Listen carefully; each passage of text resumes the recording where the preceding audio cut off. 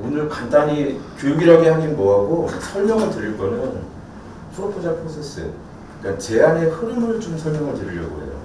이게 뭐 대단한 교육도 아니고 좀 전에 설명한 것처럼 뭐 특별한 것도 아니고 우리가 모두 다 알고 있지만 체계화돼서 정리가 안 된 내용일 뿐이에요. 그거를 좀 체계화시켜서 우리 회사가 제안서를 쓰든 기획서를 쓰든 뭘 쓰더라도 거기에 좀 접목을 했을 때 이렇게 하면 좋지 않을까라는 막연한 생각으로 급하게 그냥 시간 잡아서 따로 제가 뭘 할 수 있는 시간적인 여유가 없어서 일단 첫 번째로 RFP의 문제에 대해서 간단히 설명드릴게요. 저것 또한 별 문제는 아니에요. RFP 그러면은 간단하다. 그 제안 요청서잖아요. 제안 요청서를 보통 어디서 써요? 여기 고객사에서 씁니다. 우리 회사의 고객사는 어디야? 공공기관? 예. 우리는 공공일만 하잖아. 민간일 안 하니까. 예. 내가 지금 설명하는 거는 공공에 초점이 맞춰져 있어요. 민간하고는 좀 달라요. 민간은 또 다른 방법으로 접근을 하거든. 아까 내가 말한 게 아니라 민간은 밸류 프로포잘이라는 가치 제안을 바탕으로 제안서를 쓰고 공공은 프로세스를 바탕으로 제안서를 쓰거든요. 근데 우리가 흔히 알고 있는 RFP는 뭐 고객사에서 쓴다고 하는데 실제로 RFP 내용 보면 정상적인 게 하나도 없어요. 왜냐하면 실제로 고객사에서 쓰는 게 아니라 누군가가 붙어서 제3사가 쓰거든. 공공기업이나 뭐 그런 데가 쓰는 게 아니라 제3사가 쓰거든요. 3사가 쓰기 때문에 자기들한테만 유리하게 써요. 우리가 RFP 쓸 때도 마찬가지로 우리한테 유리하게 쓰지 남들이 쉽게 알아보고 그렇게 안 쓰거든요.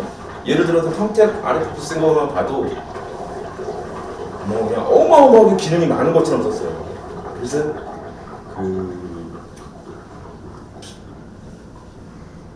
기술 부분에 대한 항목만 90가지가 나오더라고요.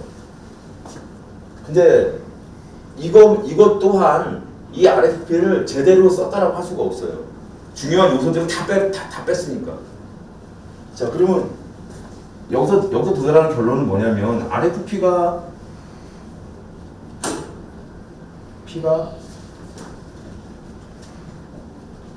정상이 아니다. 근데 우리 정상이 아닌 RFP를 바탕으로 우리는 이 정상이 아닌 RFP를 바탕으로 제안서를 써야 돼요. 그렇기 때문에 RFP를 무시할 수는 없지만 여기서 우리가 힌트를 얻고 뭔가를 도출할 수 있는 거는 사업이 이런 사업이다. 네. 이런 사업이다라는 그냥 개요 정도밖에 실제로 활용을 못해요. 우리가 준비하고 우리가 RFP를 만들고 우리가 다 설계를 했던 사업의 경우에는 우리한테 이게 딱 맞춰져 있으니까 아무 문제가 없죠. 근데 실제는 안 그렇거든요. 다른 데서 설계한 거다 그러면 완전히 그냥 알 수 없는 내용이죠. 대부분이 다. 이게 이제 RFP의 문제점에 대해서 설명한 거예요. 자.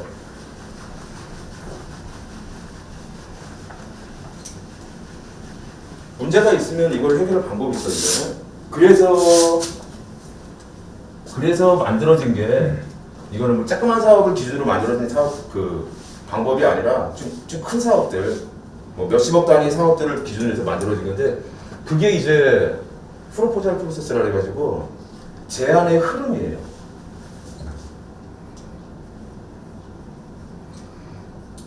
글씨 잘 못 써서. 그러네요. 제안의 흐름을 잡으려면 저 RFP 그냥 무시해요. 아, 이거는 이런 시스템 만드는 거구나. 결론만 가지고, 개요만 가지고. 그러면 우리가 해야 될 거는 두 번째 분석이거든요.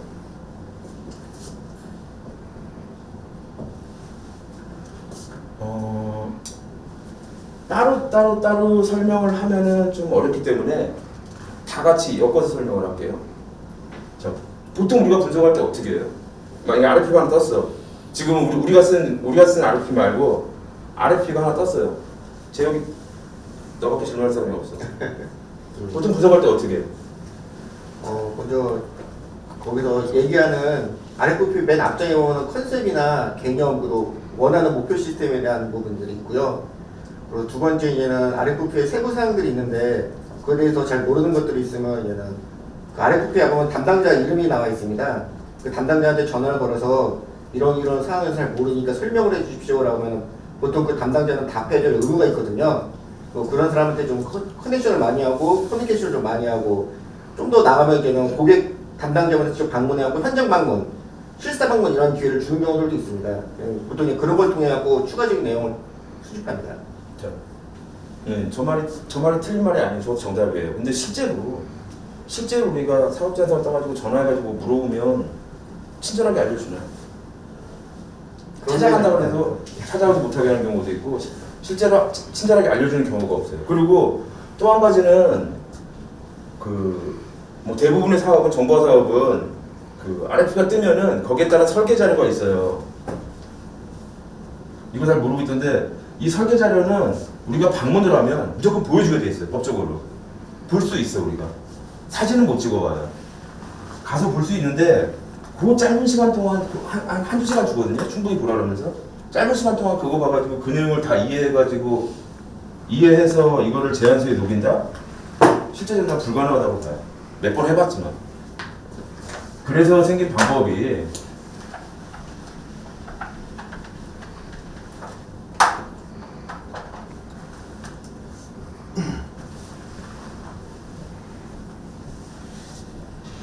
설계서를 리뷰할 수 있다. 설계서를 리뷰할 때 다른 내용 다 볼 필요 없어요. 네트워크 구성이 다 필요 없어요. 보지 마요. 그거 머릿속에 담고 보자. 사진도 못 찍으니까. 그럼 여기서 뽑아야 될 건 뭐냐면 어떤 사업이든지 이 사업이 만들어진 이유가 있을 거 아니에요. 이 이유가 뭘까? 제기. 뭐가 불편하거나 아니면 개선시키고 싶은 그런 사항들입니다. 이 이유가 문제거든요. 이 문제를 해결하기 위해서 이 사업이 만들어진 거예요. 물론 그렇지 않고 그냥 돈 쓸 데가 없어가지고 만들어진 사업도 종종 있어요. 뭐 땅 파이듯이 막 그런 것도 있고. 근데 정보화 사업은 그나마 문제를 해결하기 위한 이 문제는 여러 가지 사항이 있을 거예요. 정말 안 돼가지고 돼야 되기 때문에 만들어진 사업도 있고, 뭐 기존에 수작업으로 했던 거 좀 더 편하게 하려고 만들어진 사업도 있고, 기타 여러 가지 이유가 있을 거예요.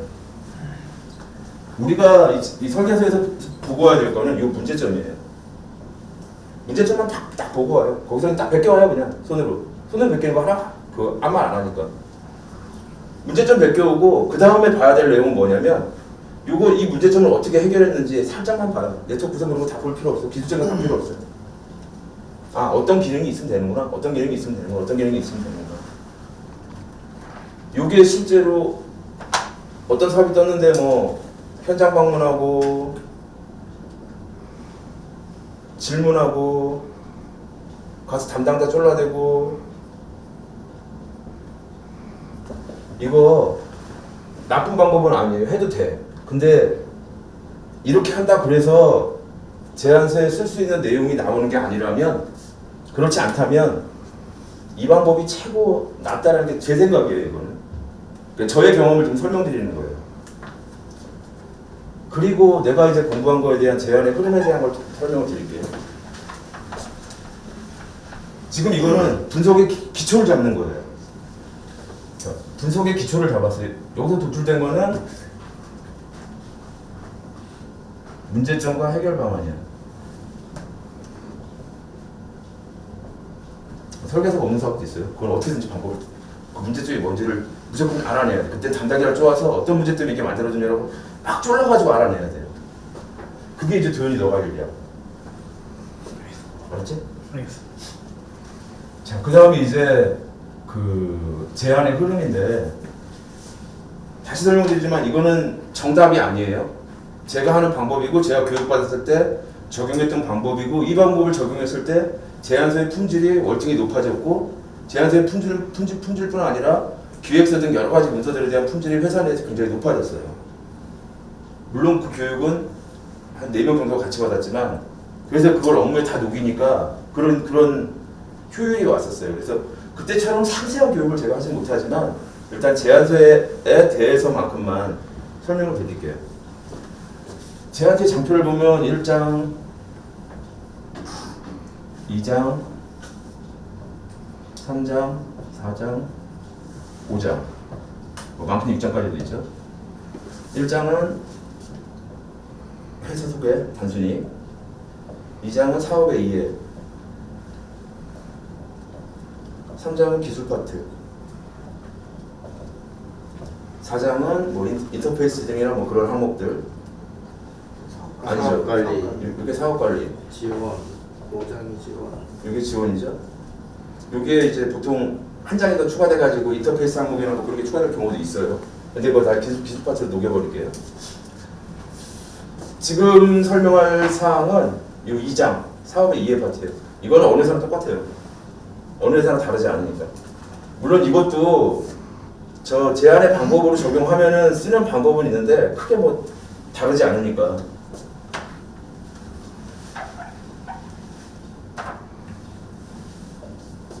보통 사업에 의해 쓰실 때 어떻게 쓰세요? 사모님? 사업에 의해 목차를 잡을 때 어떻게 잡으세요? 머릿속에 있는데. 잘 잡아야지. 사모님? 사업의 이해 부분이요? 네. 일단 이해 부분은 현재 아까 문제를 얘기했잖아요. 그래서 네. 현재 고객의 현재 문제점, 그 배경, 그리고 이 사업을 추진하는 목적 네. 이런 게 들어가고 이제 그런 부분에 대해서 이제 문제에 대해서 이런 부분을 어떻게 해결하겠다라는 이제 뭐라고 그러지 갑자기 생각이 안 나는데. 그런 것들 도출해서 이제 전략을 뽑아내는 거죠. 이거를 해결하기 위한 전략들. 네. 네. 자, 그러면 한 가지만 더 질문드릴게요. 지금 이걸 하는 게 머릿속에 프로세스처럼 그려져 있어요? 하나의 프로세스처럼 딱 규정화되어 있어요? 그렇진 않죠. 규정화 돼 있진 않지만은 그래도 어느 정도 네, 그 흐름만 알고 있죠. 네. 제가 지금 하려는 게 그거에 대한 프로세스를 만들려는 거예요. 이거 별거 아니에요, 진짜. 2장을, 그 제안서 2장을 보면은 1번이 목표, 2번이 범위, 3번이 이제 분석이거든요, 보통. 뭐 중간중간에 딴 게 있을 수도 있어요. 그 중에 그 목표에 대한 내용을 어떻게 잡는지, 그 다음 범위는 어떻게 잡는 게 가장 좋은지, 그 다음 분석 단계부터 2장을 끝까지 써나갈 때 어떻게 써야 되는지, 요거를 좀 간단하게 설명을 드리려고요. 장표들을 어떻게 쓰는 거는 뭐 그건 개별적인 거예요. 나는 그 흐름을 잡으려고 그러니까. 보통 우리가 이거는 뭐 목표와 목적이 있죠. 보통 사업 제안서가 뜨면 RF가 뜨면 그거의 목표가 뭐고 목적이 뭘까요? 자, 예를 들게요. 수원사업.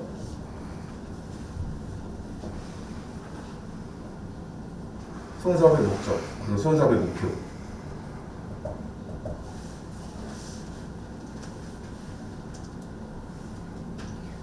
수원사업 알지? 네. 큰 흐름 알지? 그냥 큰 모양 알지?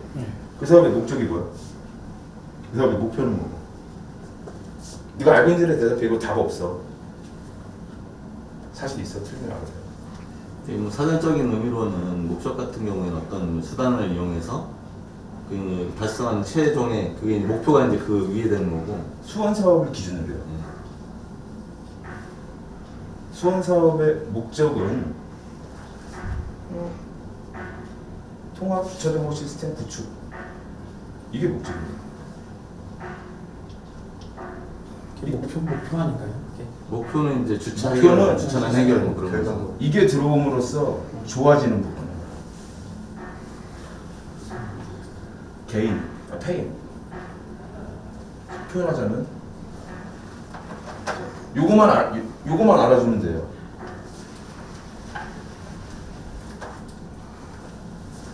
보통 제안서 2장의 장표 1이 사업의 목적, 사업의 목표 뭐 이런 식으로 장표를 쓰는데 제목만 명확하게 써주면 돼요. 그리고 네, 이거는 뭐 다들 아시니까 좀 넘어갈게요. 1장 쓰는 장표 1 쓰는 방법도 너무 다양하게 많아가지고 그 그다음 사업의 범위는 뭐 아시잖아요. 뭐 저기 뭐지?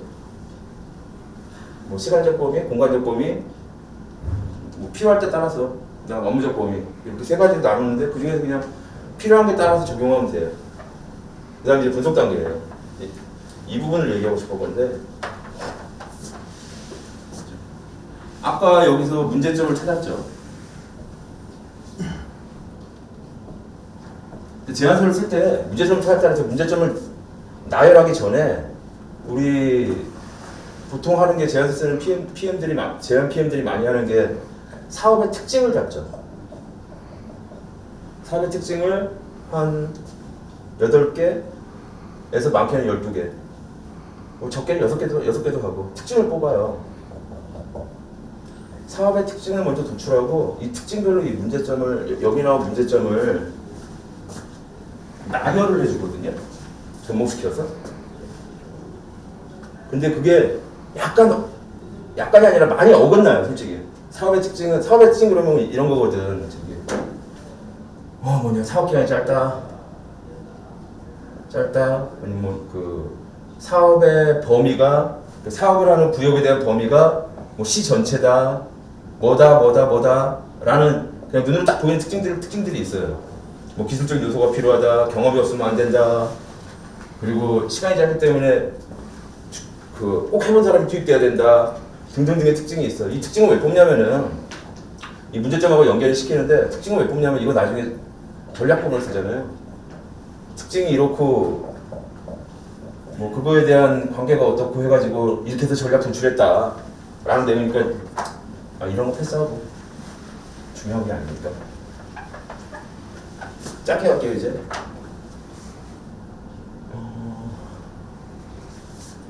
문제점을 뽑으면은 문제점은 보통 짝수를 뽑아요.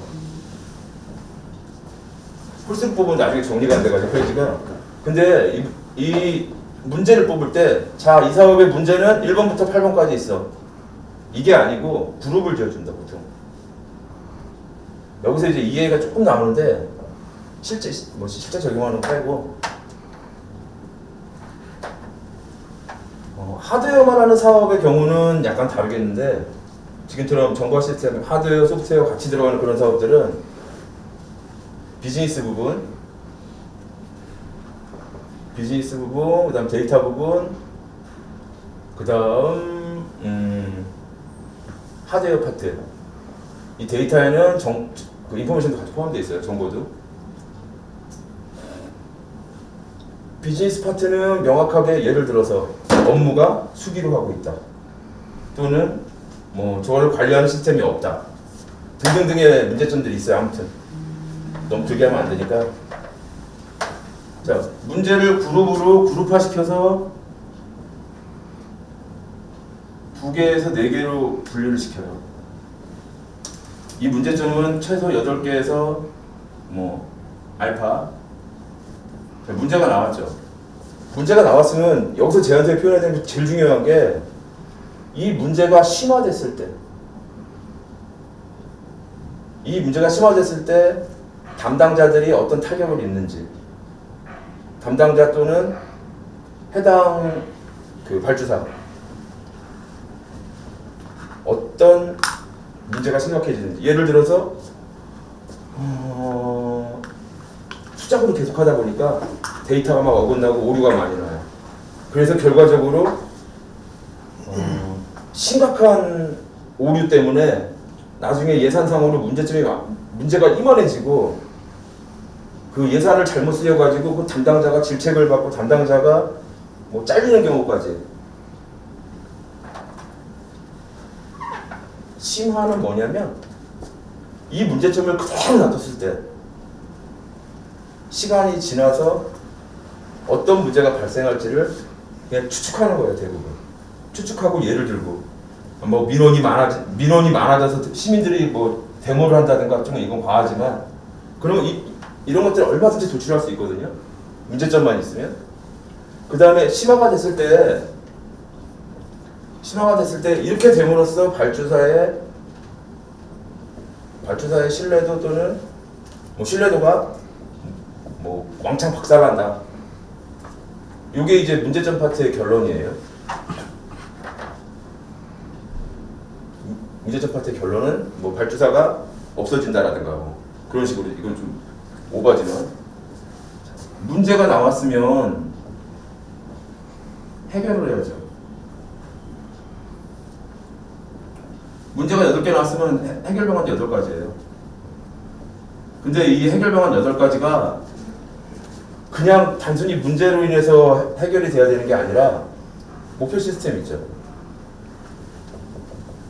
목표 시스템을 여기다 녹여 넣어야 돼요. 전체를 녹이라는 거 아니에요. 일부라도. 목표 시스템을 녹여 놓고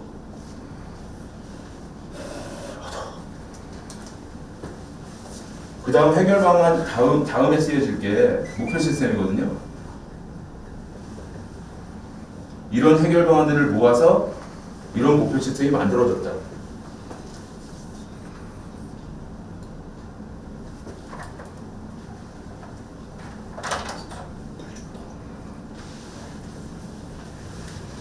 자, 보통 여기까지 하면 끝을 내요.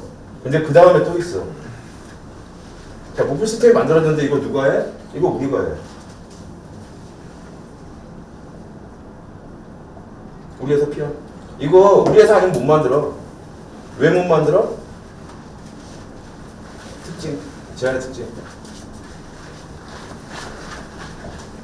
본 사업은 이러이러하기 때문에 우리 아니면 이건 절대 못해. 그게 이제 제안의 특징이에요. 여기까지 나오면 제안의 특징 다음에 보통 만들어지는 게 이것도 요 PR하고 살짝 연결이 되는데 그 다음 단계는 로드맵. 너희들 이 시스템 도입하면 나중에 이런 것까지 돼. 물론 돈 내야 돼. 그게 로드맵이에요.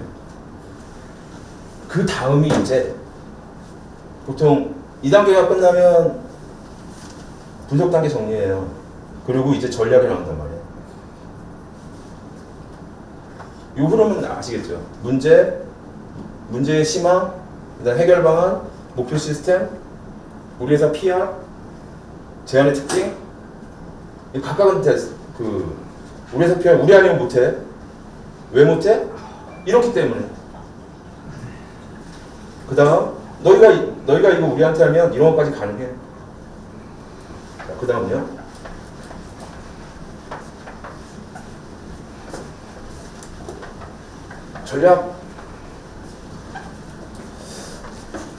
전략은 쓰기 나름이에요. 쓰기 나름.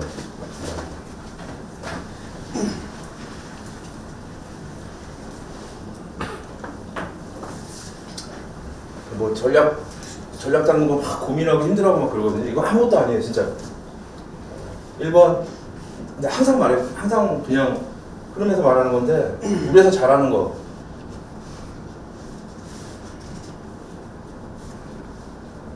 잘하는 거 포장해요. 더 포장하고 뻥튀기해요. 우리 회사 겁나 잘해. 우리 회사 이건 진짜 짱이야. 2번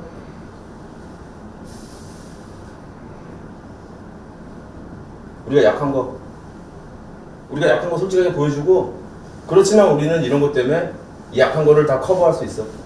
커버 쳐줘요. 3번 기술. 우리 이 사업을 위해서 이런 기술도 접목하고 이런 기술도 접목하고 이때만 제안서에 기술적인 내용이 들어가줘야 돼. 4번 사업관리. 전략은 이 범위에서 벗어나면 안 돼요. 왜냐하면 이렇게 안 써도 돼요. 이렇게 하라는 게 아니야. 우리 회사 잘하는 것 2장. 우리가 약한 거 커버 치는 거 3장. 기술 파트 3장. 사업관리 4장 5장이에요.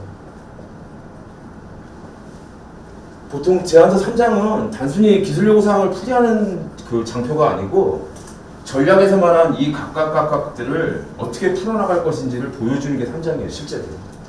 그래서 RFP 접하고 실제 제안서 쓸 때 기술 요구사항은 별도로 쓰고, 원래는 그러면 안 되는데, 근데 그렇게 쓰려면 되게 힘들어. 그렇게 하기 힘들어요. 그래서 전략은 이렇게 잡는 게 제일 쉽고 제일 도출하기가 쉬워요. 3장의 기술 요구 사항 부분을 같이 연결해서 쓰면 되니까. 근데 그냥 참고만 하세요. 이거는 답은 없는 거니까.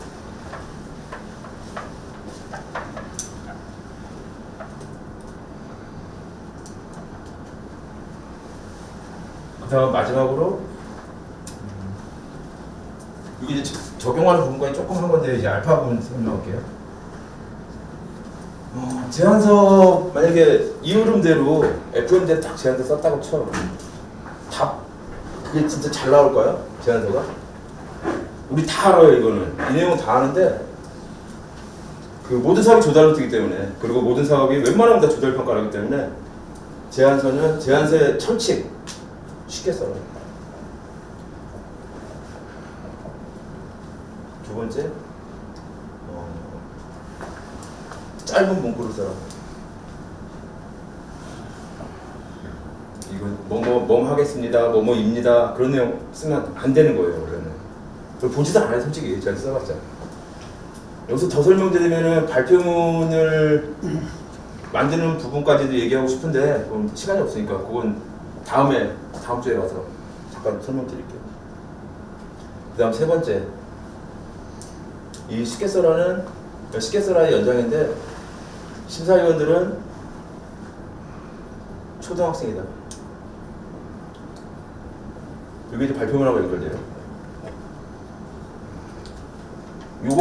요거 세 개만 유념해 두시고 쓰시면 돼요.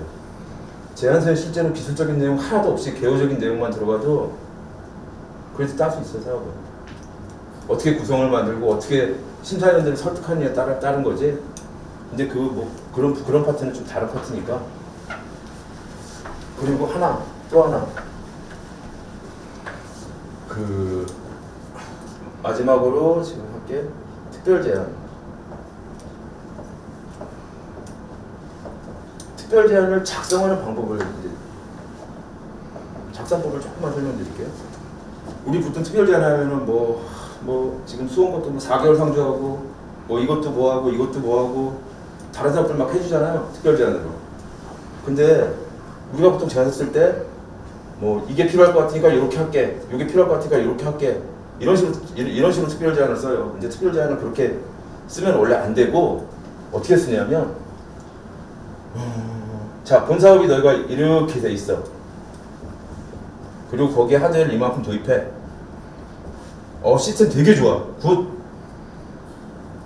근데 요건 어떻게 할 거야? 그러면서 생각해보니까 이게 안 돼. 요거 하려면 요게 필요해. 요게 특별 제안이에요. 제안서의 내용도 이런 식으로 쓰셔야 돼요. 그래야 얘네들이 뭔가를 알고 제안을 했구나 라는 것에 대한 답이 나오는 거예요. 근데 이게 지금 기술적으로 대단한 게 아니라 표현의 방식일 뿐이에요. 쉽게 이해하기 좋게. 네, 제가 필요한 설명은 지금 다 된 것 같고요. 4장 5장은 설명 안 할게요. 이거 하게 되면 저건 너무 피곤해서. 그리고 이거는 그냥 따라가는 게 좋아요. 나중에 시간이 되고 여유가 된다면 몰라도 오늘 짧게 한 30분 정도 교육한 것 같은데 이 정도가 지금 제가 알고 있는 거를 공유한 정도의 수준이고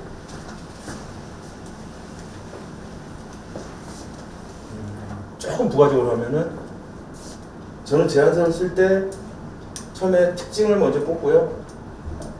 엑셀로 특징 뽑고 두 번째 문제점 엑셀로 쭉 정리를 해요. 그 다음 문제점이 쭉 나오면 그걸 이제 분류를 시켜요. 그룹화시키고 거기서부터 이제 해결 방안 먼저 잡아요. 심화 먼저 잡아. 심화 잡고 그다음 해결 방안 각각 잡고 이 해결 방안은 시스템하고 연결시켜. 그다음 통합 시스템 뽑아요. 되게 쉬워요. 제가 쓰는 거. 이렇게 쓰면. 근데 이건 저만의 방법일 뿐이고. 이상으로 교육을 마치겠습니다. 질문 안 받아요? 네, 질문. 네, 제가 사실 이제 기존에 저희 제안서 쓰는 걸 보니까 사실은 제가 사실은 이제 양주 거를 이제 편집하면서 쓰면서 보니까 문구를 하나 읽어봤어요. 근데 이제 이게 도대체 뭔 말인지 모르는 문구들이 제법 있어요 보니까. 그래서 혹시 내부적으로 그런 부분들을 필터링하기 위해서 나중에 이제 제안서 장표마다 같이 띄워놓고 일단 검토하는 작업을 좀 해야 될 것 같아요, 사실은. 아니면 저는 사실 내용 부분을 그렇게 모르기 때문에 사실은 말은 안 되지만 이거를 뭔가를 어떻게 바꿔야 되는데 이게 그거 하는 실제 방법이요? 원하는 의미가 뭔지를 모르기 때문에 그러니까 그거 하는 방법 네. 어떻게 하냐면은 그 맡은 직원들 있죠. 막 입사한 애들 2명 들어놓고 너 이 장품 무슨 내용인지 알겠어 물어봐요. 그래서 모르겠다 그러면 그거 잘못된 거예요. 그러니까 어떻게 썼으면 좋겠어. 설명 간단하게 해줘. 이거 어떻게 써야지 너가 쉽게 알아먹을 수 있을까 이렇게 물어봐요. 그럼 답 제안 쓰는 답 나와요. 발표문은 이제 인트로부터 시작하는데 인트로부터 해가지고 그것도 그 흐름이 있어요. 근데 뭐 그거는 뭐 경우에 따라서 너무 달라지는 거라 여기까지만. 또 뭐 질문 있어요? 일단 분석할 때요. 분석할 때 기본적으로 요구 사항이 돌출이 되고 이제 그거에 대해서 이제 분석을 하는 거잖아요, 그렇죠? 근데 이제 그 분석을 하게 되면 기본적으로 네트워크 쪽이나 인프라 쪽, 하드웨어, 그다음에 네트워크, 하드웨어 쪽, 그다음에 미들웨어, 소프트웨어 쪽, 그다음에 현행 시스템까지 분석이 돼야 된다라고 알고 있는데, 그러면은 아까 이제는 윤 차장이 이제 얘기한 것처럼 담당자나 이런 사람들이 뭐 이렇게 적극적으로 지원을 안 해준다 그러면 이 네 가지 요소들을 어떤 식으로 분석을 해야 되는지. 왜냐하면 기술 입장에서 봤을 때 이것도 뭐 네트워크나 인프라나 현행 시스템을 분석을 하려면 담당자의 적극적인 지원 없이는 사실 불가능하기 네. 때문에 올바른 분석이 되지 않을 거라고 생각을 하거든요. 그때는 네, 네. 제안서 쓰는 입장에서 네, 설명드릴게요. 네. 그때는 유추해요. 유추해서 써도 심사위원들은 몰라요. 심사위원들은 몰라.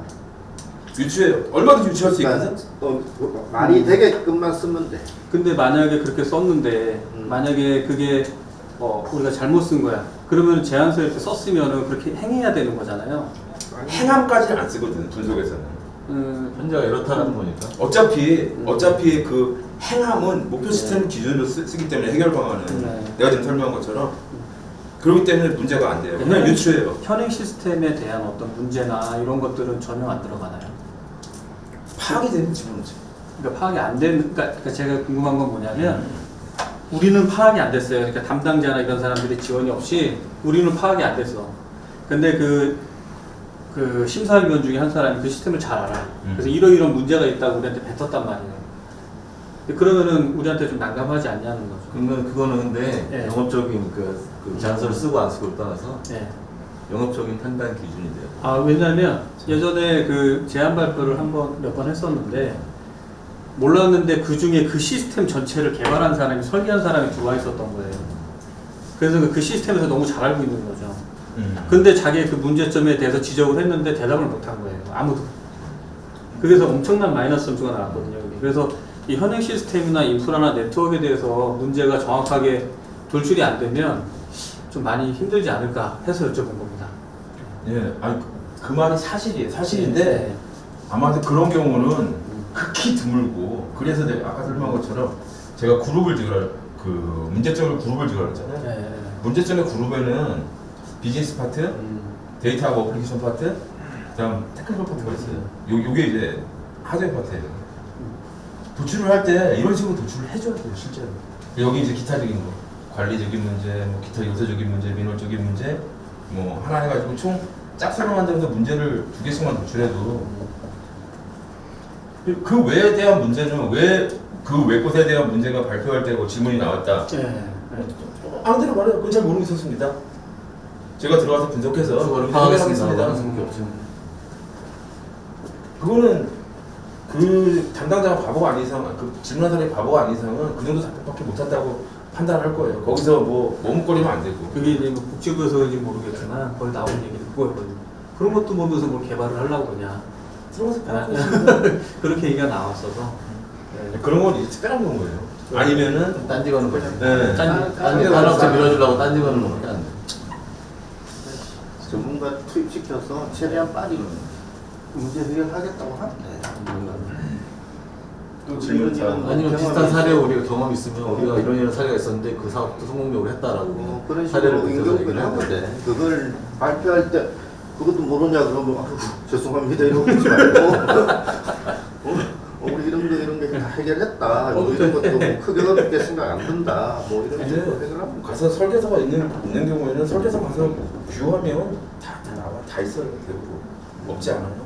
아니, 그러니까 아까 이제 말씀하신 것 중에 이제 적극적인 지원이 없을 수 있다라고 이제 말씀을 하셔서 그래서 이제 이런 부분들이 좀 이슈가 되지 않을까 싶어서 말씀. 적극적인 지원은 없더라고요. 난 제안서 진짜 많이 써봤지만 담당자가 친절하게 설명해주는 경우는 진짜 극히 드문 거예요. 자기들이 아쉬운 때만 네. 자기들이 아무도 안 돌을 것 같은 그리고 이제 또 하나 이제 그거 걱정이 몰라요, 또. 그러니까 우려가 근데- 됐던 거 죄송합니다. 네. 네, 한국일까봐. 또 우려가 됐던 거는 사실 우리가 이제 숨어 있는 기능들에 대해서는 그 현행 시스템을 완벽하게 분석하지 않는 이상 모르는 거잖아요. 그래서 이제 그런 것들을 이제 어떻게 대처를 해야 되는지 그건 이제 수행의 문제라. 수행의 문제. 그건 제안 단계에서는 제한 단계는 거짓말을 안 치되 구라를 안 치면서 불안을 쳐야 된다. 아니요 구라를 안 치면서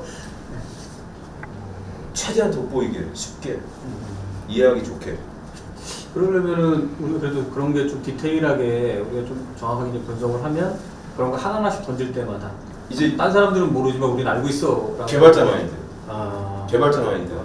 그리고 근데- 영업 또는 비즈니스 마인드는 달라요. 저는 솔직히 얘기해서 제가 영업 활동하면서 네. 고객 쪽에서 그런 질의에 대해서 제대로 답변 안 해준다 그러면 이미 그 담당자 입장에서는 다른 업체에 이미 네. 그 네. 오리엔트가 있거나 뭔가 있어서 그런 거예요. 그렇기 때문에 사실 약간 영업 전략이 바뀌게 돼요. 그렇게 되면. 그냥 제안 쓸 때도 구체적인 안이 있으면 참 좋죠. 근데 구체적인 안을 또 있다고 해도 그걸 제대로 녹이기가 힘들어 제안서에. 또 그걸 녹이면 어려워져. 잘못하면 덤탱이로. 근데 오히려 우리 쪽에서 뭔가 제안서에 쓸 내용들이나 이런 것들, 문제점 이런 것들을 그러니까 고객 쪽에서는 되게 막 호의적으로 하는데 그걸 이제 제대로 좀 게을리해서 하는 경우 사실 그게 제일 경계해야 될 부분이고. 근데 솔직히 여기서 그 제안서 쓴다 해도 다 개발하시는 분들은 별로 그게 없을 거예요. 영업 쪽, PM 파트 쪽. 근데 가끔 이제 기술 파트 제안서 쓰라고 할 때가 있는데 그때 너무 깊게 들어가지 마요. 기술 파트 깊게 들어가봤자 아무도 안 보고 이해도 못하고 그거 발표문에 옮기기도 어렵고 그냥 써 있으면 아 이건 어떻게 하겠다. 개념도만 하나 있습니다. 또 알겠습니다. 자, 저는 그게 제일 궁금했습니다. 자 그리고 오늘 교육한게 제일 중요한 거는 이거는 제가 알고 있는 방법을 설명드린 거지 이렇게 하라는 게 아니에요. 어떻게 해야 가장 좋을지는 뭐 지금 프로세스 만든 자리잖아요. 회사 그 제안서에 프로세스를 만드는 게 아니야. 라이브러리 3장 쪽하고 필요한 부분들. 그래서 이제 기능들 쭉 나오면 요구사항 쭉 나오면 따닥따닥 갖다 쓰면 사람들이 3장이 완료되게. 3장은 되겠네요. 3장은 되겠네요. 예, 이상입니다. 수고하셨습니다. 수고하셨습니다.